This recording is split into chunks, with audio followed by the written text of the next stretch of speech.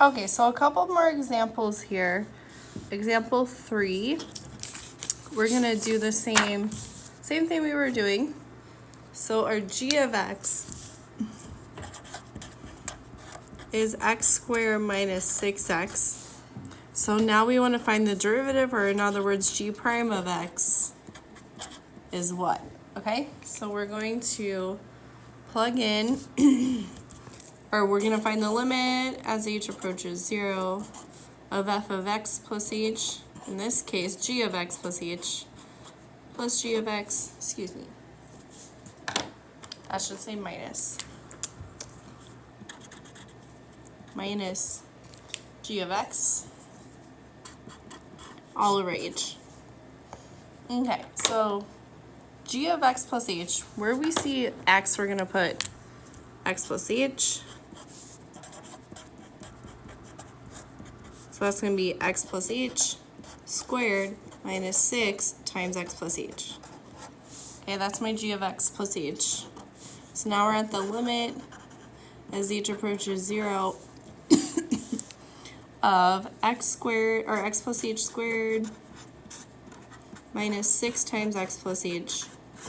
Okay, then minus g of x is just your regular function. So x squared minus 6x all over h. Okay, so now I have to FOIL that x plus h squared, which is going to be x squared plus 2xh plus h squared. Then I have to distribute the negative 6 minus 6x minus h. Then I have to distribute the negative here too. So minus x squared minus 6x plus 6x. Okay, and so things should be canceling. X squareds, 6x's.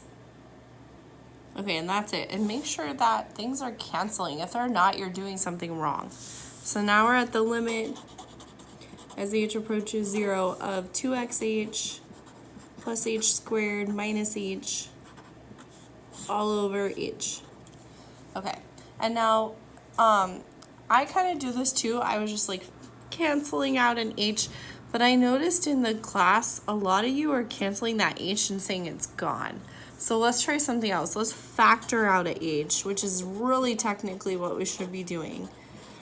And we'll get 2x plus h minus 1, and then cancel. Okay, so if you struggled with that, you weren't getting the right things on your color by numbers or your practice, it's probably because you were canceling that and thinking it's gone. So now we can take the limit by plugging in 0, and I'm at 2x minus 1. Okay, that is g prime of x. Okay, something happened here because it shouldn't be 1. Okay, I don't think I distributed the 6 correctly. So minus 6x minus 6h. I'm sorry. Go ahead and fix that with me. There we go. So then I have minus 6h. When I factor out h, it should be minus 6. So now I'm at 2x minus 6. All right. And that definitely is now the right answer. Sorry about that. Okay. And I was just checking here, like if I'm subtracting 6x, you really should be getting a 6 somewhere. All right, that is example 3. Okay, and all of those were just finding derivatives, and we still had x's in our final answer. Okay, so when we're finding the derivatives at an indicated point for the next 2 examples, we're going to do the same thing, but then you're going to be given an x value. So you would find the whole derivative and then plug your x value in, which is exactly finding the instantaneous rate of change at a point. Okay, so it shouldn't be too hard. We've kind of talked about this, but let's do it anyway. So example 4 is 3x squared. It wants the derivative. Okay, so find the derivative at x equals 1. Okay, so we're going to find g prime of x at x equals 1. So again, limit as h approaches infinity of g of x plus h minus g of x all over h. Okay, and where I see x, I'm going to put x plus h for g of x plus h. So that will give you the limit as h approaches 0 of 3 times x plus h squared minus 3x squared all over h. Okay, so now that's 3 times x squared plus 2xh. Hopefully you remember this, how to square that binomial by now, because we've done it over and over and over again. So let me distribute that 3 and see where we're at. Hopefully I do it right this time. So I have limit as h approaches 0 of 3x squared plus 6xh plus 3h squared minus 3x squared all over h. Okay, so those cancel, and I'm getting the limit as h approaches infinity of 6xh plus 3h squared all over h. Okay, let's factor out a h.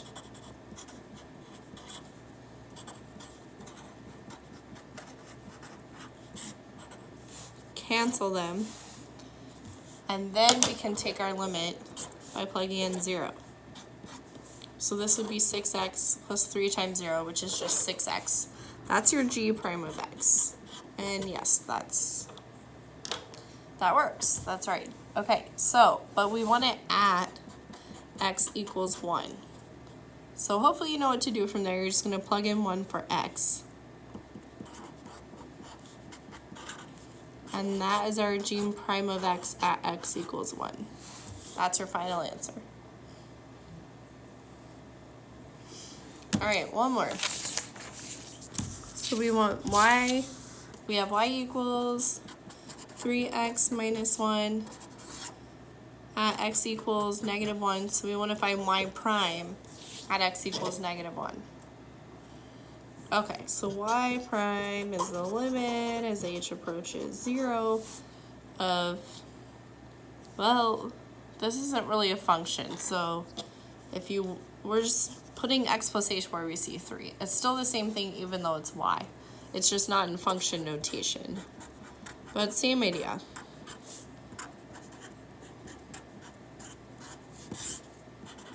Okay, so we have the function where we see x, we have x plus h, minus your function again, 3x minus 1, all over h.